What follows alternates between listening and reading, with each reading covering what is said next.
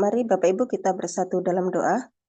Tuhan Allah Bapa kami yang bertata dalam kerajaan surga, terima kasih Tuhan, kembali kami datang ke hadirat-Mu pada pagi hari ini. Kami mau mendengarkan kebenaran firman Tuhan pada pagi hari ini. Tuhan, Kau berkati yang lektor, Kau juga berkati hamba-Mu, Pak Paul, yang akan membawakan kebenaran firman Tuhan. Biarlah firman Tuhan ini akan tertanam di dalam hati kami masing-masing, dan biarlah firman Tuhan ini akan menjadi pedoman di dalam kehidupan kami. Terima kasih Tuhan, Kau juga berkati kami semua yang hadir, yang akan mendengarkan kebenaran firman-Mu. Hanya di dalam nama Tuhan Yesus Kristus kami sudah berdoa dan mengucap syukur. Haleluya. Amin. Terima kasih Bu Elia. Terima kasih Bu Rusina, Tuhan Yesus memberkati. Silakan Bu Veronica, nanti dilanjutkan oleh Pak Maruli. Terima kasih. Esra 3 ayat 1 sampai 13. Ketika tiba bulan yang ke-7, setelah orang Israel menetap di kota-kotanya, maka serentak berkumpullah seluruh rakyat di Yerusalem. Maka mulailah Yesua bin Yozadak beserta saudara-saudaranya, para imam itu, dan Zerubabel bin Sealtiel beserta saudara-saudaranya membangun mezbah Allah Israel untuk mempersembahkan korban bakaran di atasnya, sesuai dengan yang ada tertulis dalam kitab Taurat Musa, abdi Allah. Mereka mendirikan mezbah itu di tempatnya semula. Sungguh pun mereka ketakutan terhadap penduduk negeri. Lalu mereka mempersembahkan di atasnya korban bakaran kepada Tuhan, korban bakaran waktu pagi dan waktu petang. Mereka juga mengadakan hari raya Pondok Daun, sesuai dengan yang ada tertulis, dan mempersembahkan korban bakaran hari demi hari, menurut jumlah yang sesuai dengan peraturan, yakni setiap hari menurut yang ditetapkan untuk hari itu. Dan sejak itu, diadakanlah korban bakaran yang tetap, juga korban bakaran pada bulan baru, dan pada setiap hari raya yang kudus bagi Tuhan. Dan setiap kali orang mempersembahkan persembahan sukarela kepada Tuhan. Sejak hari pertama, bulan yang ke-7, mereka mulai mempersembahkan korban bakaran kepada Tuhan. Namun, dasar bait suci Tuhan belum juga diletakkan. Lalu mereka memberikan uang kepada tukang batu dan tukang kayu, sedang kepada orang Sidon, daun tirus, makanan dan minuman, dan minyak, supaya orang-orang itu membawa kayu aras dari Libanon sampai ke laut dekat Yafo, seperti yang telah diizinkan kepada mereka oleh Kores, raja negeri Persia. Pada tahun yang kedua, sesudah mereka sampai ke rumah Allah di Yerusalem, dalam bulan yang kedua, maka Zerubabel bin Sealtiel dan Yesua bin Yozadak beserta saudara-saudara mereka yang lain, yakni para imam dan orang-orang Lewi, dan semua orang yang pulang ke Yerusalem dari tempat tawanan memulai pekerjaan itu. Mereka menugaskan orang-orang Lewi yang berumur 20 tahun ke atas untuk mengawasi pekerjaan membangun rumah Tuhan. Lalu Yesua serta anak-anak dan saudara-saudaranya, dan Kadmiel serta anak-anaknya, orang-orang Yehuda bersama-sama bertindak mengawasi orang-orang yang melakukan pekerjaan membangun rumah Allah. Demikian juga Bani Henadad, anak-anak dan saudara-saudara mereka, orang-orang Lewi itu.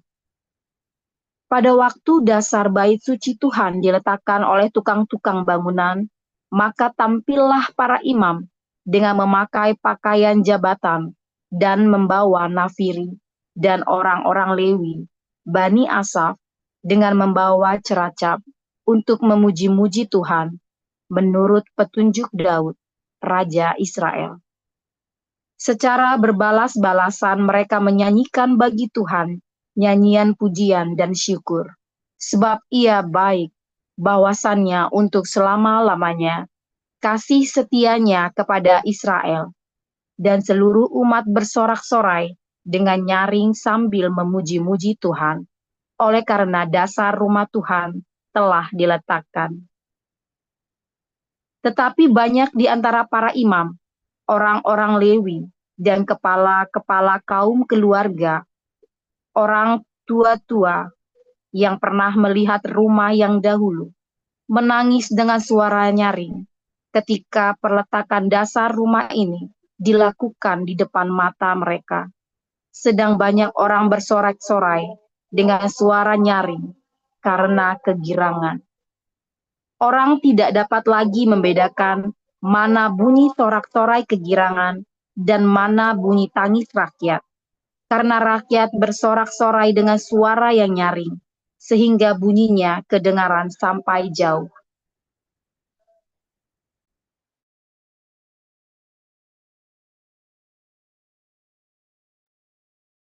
Mari selanjutnya kita membaca dari Roma 12. Karena itu, saudara-saudara, demi kemurahan Allah, aku menasihatkan kamu, supaya kamu mempersembahkan tubuhmu sebagai persembahan yang hidup, yang kudus, dan yang berkenan kepada Allah. Itu adalah ibadahmu yang sejati. Janganlah kamu menjadi serupa dengan dunia ini, tetapi berubahlah oleh pembaharuan budimu, sehingga kamu dapat membedakan manakah kehendak Allah, apa yang baik, yang berkenan kepada Allah, dan yang sempurna. Berdasarkan kasih karunia yang dianugerahkan kepadaku, aku berkata kepada setiap orang di antara kamu, janganlah kamu memikirkan hal-hal yang lebih tinggi daripada yang patut kamu pikirkan. Tetapi hendaklah kamu berpikir begitu rupa, sehingga kamu menguasai diri menurut ukuran iman yang dikaruniakan Allah kepada kamu masing-masing. Sebab sama seperti pada satu tubuh, kita mempunyai banyak anggota, tetapi tidak semua anggota itu mempunyai tugas yang sama. Demikian juga kita, walaupun banyak, adalah satu tubuh di dalam Kristus. Tetapi kita masing-masing adalah anggota yang seorang terhadap yang lain. Demikianlah kita mempunyai karunia yang berlain-lainan menurut kasih karunia yang dianugerahkan kepada kita. Jika karunia itu adalah untuk bernubuat, baiklah kita melakukannya sesuai dengan iman kita. Jika karunia untuk melayani, baiklah kita melayani. Jika karunia untuk mengajar, baiklah kita mengajar. Jika karunia untuk menasehati, baiklah kita menasehati. Siapa yang membagi-bagikan sesuatu, hendaklah ia melakukannya dengan hati yang ikhlas. Siapa yang memberi pimpinan, hendaklah ia melakukannya dengan rajin. Siapa yang menunjukkan kemurahan, hendaklah ia melakukannya dengan sukacita. Hendaklah kasih itu jangan pura-pura. Jauhilah yang jahat dan lakukanlah yang baik. Hendaklah kamu saling mengasihi sebagai saudara dan saling mendahului dalam memberi hormat. Janganlah hendaknya kerajinanmu kendor. Biarlah rohmu menyala-nyala dan layanilah Tuhan. Bersukacitalah dalam pengharapan. Sabarlah dalam kesesakan dan bertekunlah dalam doa. Bantulah dalam kekurangan orang-orang kudus dan usahakanlah dirimu untuk selalu memberikan tumpangan. Berkatilah siapa yang menganiaya kamu, berkatilah dan jangan mengutuk. Bersukacitalah dengan orang yang bersukacita, dan menangislah dengan orang yang menangis. Hendaklah kamu sehati sepikir dalam hidupmu bersama. Janganlah kamu memikirkan perkara-perkara yang tinggi, tetapi arahkanlah dirimu kepada perkara-perkara yang sederhana. Janganlah menganggap dirimu pandai. Janganlah membalas kejahatan dengan kejahatan. Lakukanlah apa yang baik bagi semua orang. Sedapat-dapatnya, kalau hal itu bergantung padamu, hiduplah dalam perdamaian dengan semua orang. Saudara-saudaraku yang kekasih, janganlah kamu sendiri menuntut pembalasan, tetapi berilah tempat kepada murka Allah. Sebab ada tertulis, pembalasan itu adalah hakku, akulah yang akan menuntut pembalasan firman Tuhan. Tetapi jika seterumu lapar, berilah dia makan. Jika ia haus, berilah dia minum. Dengan berbuat demikian, kamu menumpukan bara api di atas kepalanya. Janganlah kamu kalah terhadap kejahatan, tetapi kalahkanlah kejahatan dengan kebaikan. Demikian firman Tuhan. Amin. Ya, terima kasih kepada para lektor kita hari ini, Bu Veronica dan juga Pak Maruli Siregar. Terima kasih, Tuhan Yesus memberkati.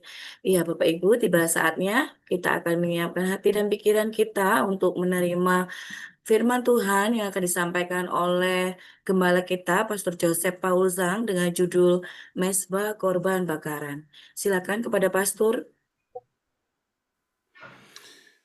Haleluya, firman Tuhan selalu baru setiap hari. Jika kita selalu menanti-nantikan Tuhan dengan penuh sukacita, dan jangan lupa berbuat baik, pikirkanlah berbuat baik tiap hari. Ya, firman Tuhan itu baru setiap hari akan menyenangkan. Hidup itu akan lebih menarik, hidup tidak membosankan. Ya, ada tantangan, ada pergumulan, ada pencobaan, tetapi hidup itu menyenangkan. Ya, saudara ya. Kalau kita selalu hidup bersama dengan Tuhan. Ya, kalau kita main game terlalu gampang, bosen ya. Siapa di sini suka main game yang gampang-gampang?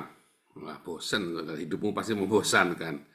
Nah, game yang agak susah sedikit, tapi jangan sampai main game terus kepikiran gak bisa tidur ya, saking susahnya. Hidup juga demikian kan, kalau Anda main hidupnya terlalu mudah, bosen. Saya punya kerabat hidupnya terlalu mudah mungkin ya.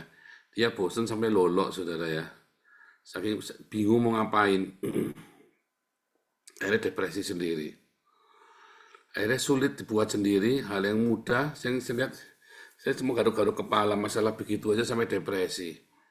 Mungkin hidup terlalu mudah bagi dia. Sehingga ketika ada gangguan dikit langsung depresi. Ya kan? Kalau bahkan orang dunia saja ya, orang dunia bilangnya hidup itu misalnya gini ya, saudara ya. Anda pergi fitness ya. Anda ngeliat orang badannya bagus-bagus fitness ya kan. Terus kita nyoba sendiri. Aduh, mau sehat aja, mau punya badan bagus aja repot. Ya kan? Tapi kenapa orang yang pada pergi fitness yang badannya bagus-bagus itu terus nggak repot ya? Ya mereka senang saja. Capek, sakit, ya mereka senang menikmati ya. Makanya kayak saya jadi one pack, mereka bisa six pack ya karena mereka mau sakit. Saya bayangin, saya dulu sekali push up 200, sekarang mau push up 40 kali saja maka saya menggemeng kayak mau mati, saudara. Ya kan? Tapi kenapa ada orang umur 60 tahun masih bisa push up 200, saudara ya? Misalnya ya. Ya kan? Kan dia mau susah. Nah, saya udah malas dah. Ya kan? Ada orang ya karirnya berhasil, dia udah jadi GM atau direktur di perusahaan. Yang lain sudah tua masih aja di administrasi.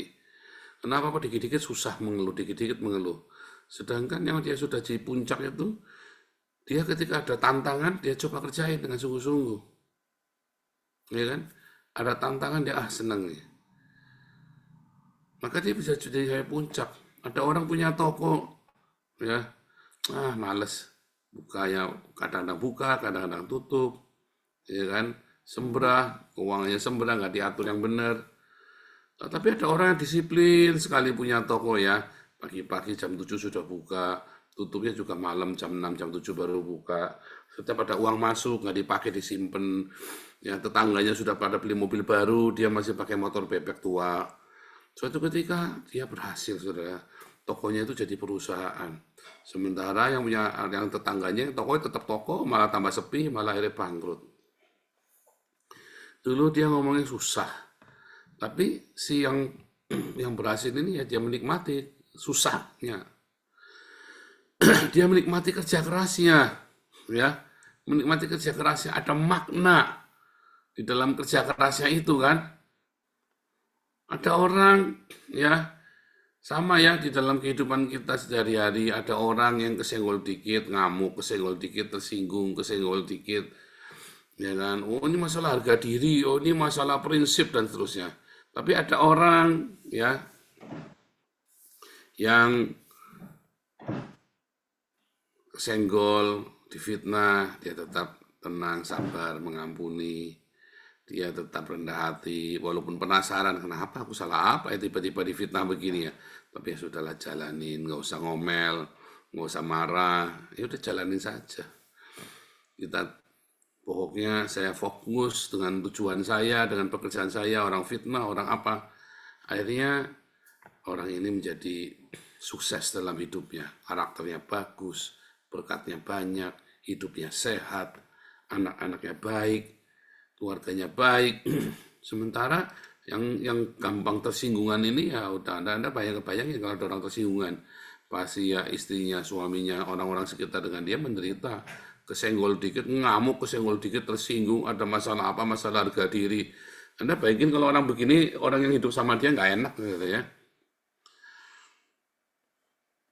Udah gitu nggak bisa kerja pula kan, dikit-dikit tersinggung, bosnya dikit-dikit ngamuk, keluar kerjaan, duitnya nggak punya, di rumah juga harga dirinya kemahalan, di kantor juga kerjanya nggak becus, dia punya usaha pun bangkrut, ya akhirnya orang ini kere, miskin, karakternya, tabiatnya buruk, karena dia menghindari yang susah-susah itu tadi. Hidup kok susah amat. Buat beberapa orang hidup susah amat itu menjadi penderitaan, tapi buat sebagian kecil orang, kesusahan itu ya dia senang, ya hidupnya susah, gimana sih? Ya kan, hidupnya susah, masa kamu hidupnya susah lah. Kalau kamu bisa mengerti bahwa hidup itu susah dan kamu mau berkorban untuk kesusahan itu, ya kamu akan menikmati hasilnya suatu hari. Ya kan? Hidup itu ya susah. Namun yang selalu orang dunia mengerti ya, orang-orang di luar sana yang di luar Tuhan itu mengerti. Ya, hidup itu tidak akan menjadi lebih baik, tidak akan menjadi lebih mudah. Tetapi karena kita berlatih, kita hadapi, maka kita jadi lebih kuat. Kamu pikir pencobaan dalam hidup itu makin mudah, makin tua, makin berat, makanya makin terpuruk kan? Tetapi kalau kamu latihan, kamu hadapin tiap hari, pencobanya makin berat, tetapi kamu rasanya kok makin ringan, ya kan? Orang kalau angkat barbel ya, angkat fitness, ya dulu ngangkat 2 kilo aja lempes ya tangannya, aduh pakai keseleo segala macam. Lama-lama coba 5 kilo, 30 kilo. Terus apakah bebannya nambah berat, dia tambah mengeluh? Enggak. Ya dia senang aja menikmati sakitnya itu, rasa sakitnya itu. Dan buat dia makin ringan. Ketika dia angkat 2 kilo nggak berasa, waduh nggak berasa nih. Ya ambil 5 kilo, waduh nggak berasa, ambil yang 10 kilo. Sampai yang berasa sama dia, 30 kilo. Tambah berat, tapi dia tambah senang. Ototnya tambah jadi. Ya kan? Dan itu yang terjadi dengan hidup kita setiap hari. Ya, Tuhan Yesus ajari kita untuk berkorban. Sebuah korban. Kalau korban itu kan berarti kan ada yang diberikan. Ya, waktu kita, harga diri kita, upaya kita, ya kan? Tenaga kita. Itulah korban untuk sesuatu. Kalau kita tidak mau berkorban untuk sesuatu yang mau kita capai, ya jangan berharap kamu mencapainya. Ya, kamu jangan berharap mau hidup senang, itu enak hidupnya enak ya. Senang sinawang, kamu ngeliat ada orang hidup enak, sawang sinawang. Ya, kamu lihat ada orang, kalau nyumbang, sekali nyumbang 100 juta, kayak nggak tahu serinya uangnya. Kamu lihat dia sekarang sudah begitu sawang sinawang, kamu nggak tahu dia berdarah-darah seperti apa. Kamu pecundang, kamu cuma melihat, oh itu hidupnya enak ya. Saya mah kalau ngeliat orang tuh, oh hidupnya enak ya. Nggak pernah begitu saudara ya. Kalau ada orang misalnya punya uang atau sukses, karirnya baik, atau dia pelayanannya bagus, atau dia hidupnya kelihatannya itu ya, oh enak ya. Ya saya bilang, ya bukannya enak ya, dia mau berkorban, dia mau bayar harganya lebih dari saya. Atau nanti saya pun akan ke sana kalau saya juga melakukan hal yang seperti itu. Jadi bukan sekarang kamu enak ya bisa begini. Saudara, setiap kali ada orang yang mencapai satu pencapaian, kamu jangan pernah berpikir, oh enak ya. Itu tuh mental pecundang, tahu nggak? Bukan, oh enak ya, nggak begitu. Dia dari masa menderitanya ya enak. Dia pergumulannya ya enak, ketika dia berdarah-darah, merintis karirnya, merintis persekutuan doanya, merintis usahanya, merintis prestasinya, ya dia menikmati berdarah-darahnya. Ketika kamu lagi nonton TV enak-enakan, tidur ngorok, tidur ya, hidup pun nggak disiplin, makanmu nggak disiplin. Ketika kamu lagi nggak disiplin, dia berkorban banyak. Ketika kamu lagi pesta pora, dia lagi ngirit-ngirit hidupnya. Terus ketika sudah mencapai suatu pencapaian yang luar biasa, kamu coba bilang, oh enak ya. Loh kamu juga selama ini kan enak kan? Enak-enakan maksudnya loh. Enak-enakan juga kan? Dia jam 4 pagi udah bangun, lah kamu jam 8, jam 10 baru bangun. Kalau kelingan bangun, saudara. Bangun melek, kaget, kesian, nggak pakai mandi, nggak pakai gosok gigi, langsung ke kantor. Enak ya. Terus kamu tiba-tiba ngelihat direkturmu, ya memang direktur enak. Lah kamu enak-enakan juga. Iya kan? Apa bedanya? Bedanya dia disiplin, kamu nggak dikumpulin. Ada orang tiba-tiba punya rumah bagus, dia cicil ya tiap bulan. Ya 5 juta, 5 juta. Lah kamu punya 5 juta, 5 juta nggak buat cicil rumah. Malah buat foya-foya. Oh, kamu seneng beli ini, beli itu. Semua barang dari Shopee, semua barang dari Tokopedia, kamu beliin semua. Online semua. Terus tiba-tiba orang itu punya rumah. Enak ya rumahnya, enak sekali ya. Sedangkan kamu selama ini enak-enakan. Makanya kamu nggak bisa enak bener. Nah, ya kan? Iya kan? Selalu ada korban tiap hari. Semua itu ya Tuhan itu adil, saudara. Alam semesta ini begitu adil, Tuhan itu begitu adil. Kalau kamu sekarang enak-enakan, kamu tidak akan bisa enak nanti. Tapi orang-orang yang sekarang ini tidak enak-enakan, tetapi dia disiplin, ya dia akan menerima yang enak nanti.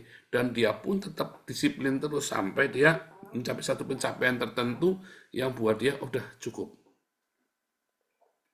Lah kamu sekarang sudah cukup gini aja, enak-enakan. Terus tiba-tiba kamu nggak sadar, kamu sudah ketinggalan jauh. Maka kamu akan akhirnya bikin, waduh, tahu gitu dulu begini ya, tahu dulu begitu. Nah jangan. Sekarang udah diingetin sama saya, jangan enak-enakan. Ya, saya sudah umur 50, ya, kita tetap enggak enak-enakan, kita tetap kerja keras setiap hari ya. Kita hati-hati. Bedanya kalau dulu kita ngikut bak big book, sekarang kita enggak mau. Kita hati-hati. Jangan terlalu ambisius, pelan-pelan. Kita lagi berdoa untuk bisa bikin jazz cafe. Wah, kesannya ambisius enggak. Biasa aja. Kalau nyampe jalan enggak ya sudah enggak usah. Kita doakan, kita gumuli, kita survei tempatnya, kita tanya harganya, kita cek keuangan kita. Pelan-pelan. Itu kan untuk penginjilan ya, untuk kontekstual. Kita lagi mau penginjilan. Saya sudah sosialisasikan di sini ke tim yang dipastori di Den Haag. Kita mau bikin seperti ini. Ya, saya juga udah bilang sama Pak David. Ya kan, nanti kalau Pak David bisa, mudah-mudahan Pak David bisa kemari ya, saudara, kan lagi kan tidak mudah, saudara ya, semuanya harus direncanakan. Ya, saya lagi ajak juga tim yang lain ya, supaya bisa, kalau kita punya pemain musik yang bagus, ya kan, jazz cafe yang bagus, ya kan, tapi kita penginjilan, kita sharing kesaksian hidup kita di situ tiap malam ya, jam 8 sampai jam 12. Pagi-pagi kita harus kerja lagi, punya gerobak buat makanan supaya banyak yang bisa kita bantu. Enak ya. Yang kamu pikir, Pak, ini enak ya, enak-enakan. Enak-enakan saya kerja sehari 10 jam. Nah, itu ya, saudara ya. Semua kan berpikir, enak ya.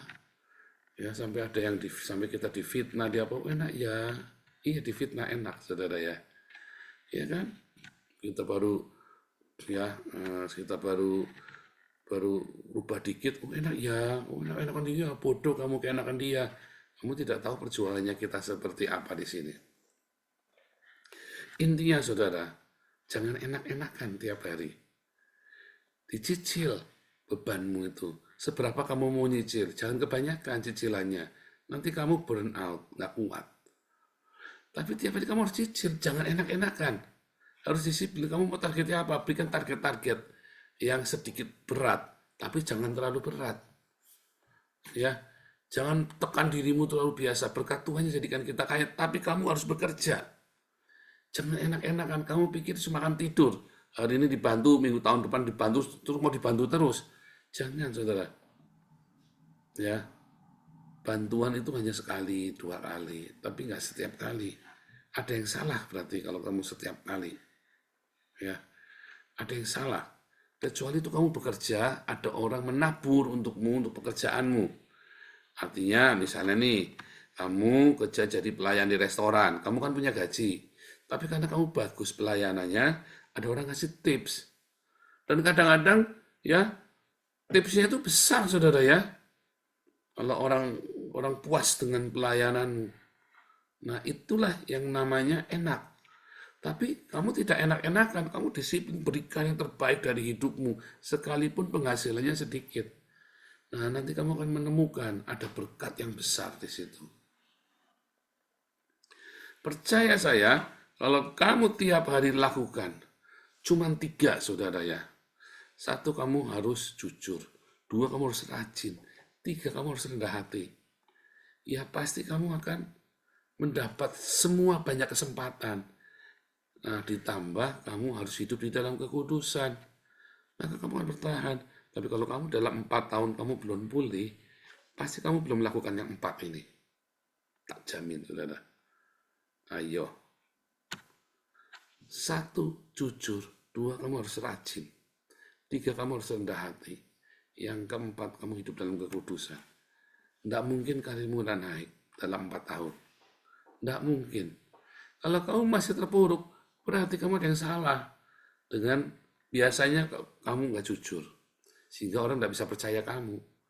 Terlalu banyak muter-muter intrik gitu. Dipasrahin uang, wah intrik muter-muter kamu. Orang nggak bisa ngomong, oh, kamu udah jujur. Enggak, dia kan diam aja. Tapi nggak akan kasih kamu lagi. Dimodalin habis. Orang nggak akan kasih modal kamu lagi. Tapi kalau kamu dimodalin berhasil lagi, ya mungkin orang justru akan menambahi lagi. Barang siapa memiliki kepadanya akan ditambahkan. Kedua, mungkin kamu nggak rendah hati. Mungkin kamu nggak rajin. Ya, kamu gimana? Ini lagi di rumah, Pak, sakit. Besok lagi tanya lagi, gimana lagi di rumah, Pak? Loh, kamu udah kerja, sakit. Kayaknya sakitnya 5 hari, kerjanya 2 hari, saudara. Padahal saya umur 50 tahun, ya sakit aja sampai pilek, melemer, batuk aja kita tetap jalan. Ya kan? Nah, batuk aja sampai suaranya habis, saya tetap ngajar saya. Tetap mengajar. Ya kan? Paksa, kecuali saya nggak bisa bicara, nggak keluar suaranya, tuh saya sampai tergeletak gitu ya, pernah ya, gimana lagi ya. Nah, itu contoh ya. Kenapa? Karena kamu nggak mau rajin, kamu udah disiplin, kamu kalah dengan yang sedikit demam dikit, batuk dikit, aduh bangun moodnya jelek, malas nggak jadi. Mudi, repot saudara. Kamu nggak rendah hati, tersinggungan. Ya, dikit-dikit kamu emosi harga diri, dikit ya, kamu rezekimu jauh. Yang terakhir kamu sudah pencapaian, kamu lagi kena goda, ndak kudus hidupnya, ya habis. Pasti cuma masalahnya cuma 4 itu. Kamu ya, ingat-ingat ya, kalau kamu dalam 4 tahun hidup karirmu ndak naik ya. 1, karena kamu tidak jujur. 2, karena kamu tidak rajin. 3, karena kamu tidak rendah hati. Yang keempat, kalau itu sudah jalan tiba-tiba habis lagi, karena kamu tidak jaga kekudusan. Ya, ingat-ingat ya. Itulah korban kita tiap hari untuk kamu berkarir, untuk pulih dalam finansialmu, saudara. Dalam keuangan kamu. Hanya 4 itu. Ya, itu yang harus kamu lakukan. Itulah korban bakaranmu tiap hari untuk kamu berhasil. Itulah sesajenmu, saudara, supaya kamu sukses dalam keuangan. Tuhan Yesus memberkati.